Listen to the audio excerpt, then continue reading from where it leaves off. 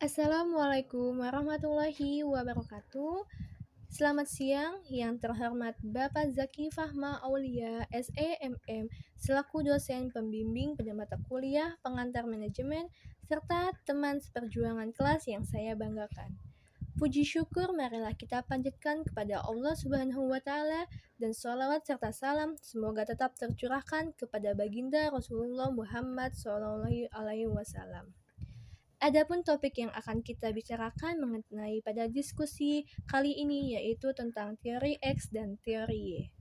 Saya Haliza Fitriana Bintang selaku moderator akan membimbing jalannya diskusi pada siang ini. Sebelumnya saya akan memperkenalkan anggota kelompok saya. Yang pertama saya sendiri Haliza Fitriana Bintang dengan NIM 215221099. Dan yang kedua Meana dengan NIM 215221112. Rangkaian acara yang akan kita lewati pada diskusi ini antara lain pembukaan, penyajian materi, sesi tanya jawab, dan penutup. Acara yang pertama yaitu pembukaan. Marilah kita bersama-sama mengucapkan basmalah. Kita masuki acara selanjutnya yaitu penyajian materi. Saya memberi kesempatan kepada Mbak Meyana, penyaji pertama, untuk menyampaikan hasil diskusinya. Kepada Mbak Meyana, saya persilahkan. Baik, di sini saya akan menjelaskan tentang teori X dan teori Y yang dibuat oleh Douglas MacGregor dalam bukunya pada tahun 1960 yang berjudul The Human Side of Enterprise. Di sini merangkum tentang perbedaan yang mendasar antara gaya manajemen, yang mana teori ini memberikan penjelasan bahwa pada dasarnya manusia memiliki dua sisi, yaitu sisi positif dan sisi negatif, yang mana kedua sisi itu ada dalam setiap individu, hanya ada salah satunya yang paling menonjol, apakah teori X atau teori Y. Selanjutnya, teori X adalah gaya otoriter, di mana penekanannya adalah pada produktivitas, pada konsep hari kerja yang adil, pada kejahatan selimut bulu, dan pembatasan output, pada penghargaan untuk kinerja, yang mana teori X ini adalah gaya yang mendominasi dalam bisnis setelah sistem mekanistik manajemen ilmiah telah menyapu segalanya sebelumnya dalam beberapa dekade pertama, seperti pada abad ke-20. Dapat disimpulkan bahwa teori X ini menganggap atau memberikan pengandaian bahwa individu adalah manusia dalam organisasi tidak mempunyai pekerjaan. Mereka malas bekerja dengan terpaksa karena adanya tuntutan kebutuhan yang harus dipenuhi dan tidak bisa diabaikan. Mereka bekerja dalam budaya atau adat atau kebiasaan yang sangat kaku, mengandalkan rutinitas semata agar tujuan organisasi tercapai sesuai dengan harapan. Mereka harus diiming-imingi, dipaksa, bahkan diancam dengan hukuman. Perlu adanya pengawasan agar pegawai bertanggung jawab atas pelaksanaan tugas. Dari teori X tersebut yang menganggap bahwa orang itu tidak suka bekerja, malas, dan sedapat mungkin menghindarinya, orang itu tidak jujur, tidak mau bertanggung jawab, dan lebih suka cari selamat. Orang itu tidak kreatif, ambisinya rendah, tidak mementingkan pekerjaan, tetapi lebih penting apa yang dia peroleh. Maka pemimpin perlu menerapkan teknik motivasi melalui pemaksaan dengan adanya aturan atau sanksi, adanya pengawasan secara ketat, mengarahan perilaku pekerja dengan insentif dan ancaman atau hukuman. Tugas dibuat dalam operasi-operasi yang sederhana dan mudah dipelajari. Sedangkan teori X adalah gaya manajemen partisipatif yang mengasumsikan bahwa orang-orang akan menjalankan pengarahan diri dan mengendalikan diri dalam pencapaian tujuan organisasi. Sejauh mereka berkomitmen pada tujuan tersebut, adalah tugas utama manajemen dalam sistem seperti itu untuk memaksimalkan komitmen itu. Dari teori Y ini memberikan pengarahan bahwa manusia sebagai bagian dari anggota organisasi bersedia memberikan yang terbaik untuk organisasinya, bersedia atau sanggup mengorbankan dirinya, waktunya, tenaganya, keahlian, dan keterampilannya demi tujuan organisasi. Pemimpin perlu menyediakan bahwa mereka yang berkontribusi terhadap pencapaian tujuan diberikan balas jasa yang setimpal dengan jasa yang diberikannya. Dalam hal ini, pemimpin akan sedikit berpikir karena pada dasarnya anggota organisasi sangat memahami, menyenangi, dan melaksanakan tanggung jawab. Bertanggung jawab dengan sepenuh hati, mereka tumbuh dan berkembang bersama organisasi. Mereka kreatif, inovatif. Bagi mereka, imbalan yang diterima merupakan bonus atas kerja yang sudah dilaksanakan. Berkat dari teori J yang menganggap bahwa orang itu rajin dan suka bekerja keras, orang itu jujur dan bertanggung jawab, orang itu kreatif, inovatif, dan memiliki ambisi yang tinggi untuk berprestasi, maka pemimpin dapat menggunakan teknik motivasi dengan memberikan reward, otonomi, tanggung jawab, keterlibatan, pemberdayaan, dan memberikan mereka kesempatan untuk berkembang dan bertumbuh.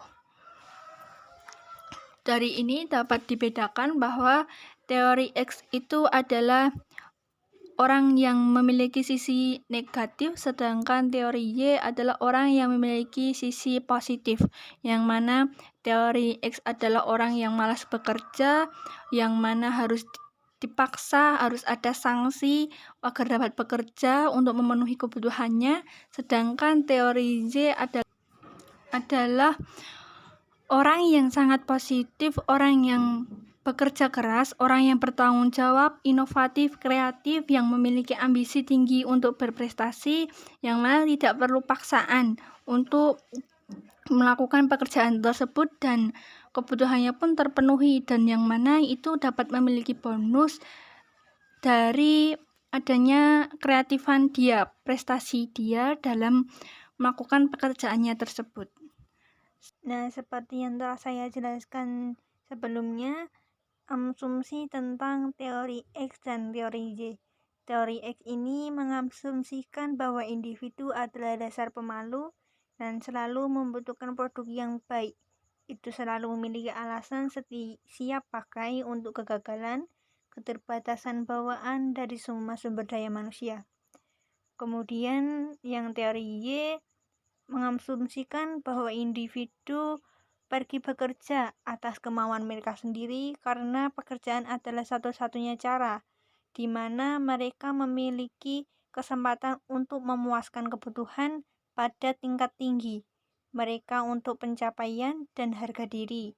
Orang akan bekerja tanpa dorongan, sudah nasib mereka sejak Adam dan Hawa diusir dari Taman Eden. Dari sini, seperti sebelumnya yang telah saya jelaskan, dapat disimpulkan ini tuh sama. Kalau teori X itu bekerja hanya untuk memenuhi kebutuhan dasarnya saja. Mereka bekerja dengan terpaksa sehingga hanya mampu memenuhi kebutuhan pokoknya saja. Sedangkan teori Y, individu yang memiliki kemampuan untuk bekerja keras, berinovatif, berkreatif pada suatu pekerjaan tersebut, yang mana mereka berpikir dan memiliki kesempatan untuk memuaskan kebutuhannya. Tidak hanya kebutuhan pokoknya saja yang terpenuhi, tetapi juga kebutuhan yang lain, yang mana itu adalah kebutuhan tingkat tinggi setelah kebutuhan pokok itu sendiri terpenuhi. Untuk materi berikutnya akan dijelaskan oleh Mbak Liza Fitriana Bintang. Kepada Mbak Liza, saya persilahkan. Terima kasih kepada Mbak Meyana. Selanjutnya, saya akan membahas slide tentang teori X dan Y. Teori Y tidak memberikan alasan yang mudah bagi manajemen untuk gagal ini untuk menantang mereka untuk berinovasi, menemukan cara baru untuk mengatur dan mengarahkan supaya manusia, meskipun kami menyadari bahwa organisasi yang sempurna seperti ruang hampa yang sempurna, praktis di luar jangkauan. MC Gregor mendesak perusahaan untuk mengadopsi teori Y. Hanya itu dia percaya yang dapat memotivasi manusia ke tingkat pencapaian tertinggi. Teori X hanya memuaskan kebutuhan fisik tingkat bawah mereka dan tidak dapat berharap untuk menjadi seproduktif itu. Manusia adalah hewan yang menginginkan, tulis MC Gregor. Segera setelah salah satu kebutuhannya puas yang lain muncul di tempatnya. Ada kesejajaran dengan hierarki kebutuhan Abraham Maslow, dan Maslow memang sangat dipengaruhi oleh MC Gregor. Jadi, dapat disimpulkan, teori X itu mendorong penggunaan kontrol dan pengawasan yang ketat. Ini menyiratkan bahwa karyawan enggan terhadap perubahan organisasi. Jadi, teori Y itu tidak dapat bisa digunakan atau tidak akan berkembang karena tidak mendorongnya inovasi. Sedangkan, teori Y ini menyiratkan bahwa manajer harus menciptakan dan mendorong lingkungan kerja yang memberikan peluang kepada karyawan untuk mengambil inisiatif dan pengarahan diri sendiri. Karyawan harus diberi kesempatan untuk berkontribusi pada kesejahteraan organisasi. Dan teori Y itu mendorong desentralisasi wewenang kerja tim dan pengambilan keputusan partisipatif dalam suatu organisasi. Teori Y juga mencari dan menemukan cara-cara di mana seseorang karyawan dapat memberikan kontribusi yang signifikan dalam suatu organisasi. Oleh sebab itu, teori Y ini menyelaraskan dan mencocokkan kebutuhan dan aspirasi karyawan dengan kebutuhan dan aspirasi organisasi. Slide selanjutnya, sehingga mencoba memperkenalkan teori Y ke dalam bisnis elektronik California, tetapi menemukan bahwa ide dalam bentuk ekstrimnya tidak berjalan dengan baik.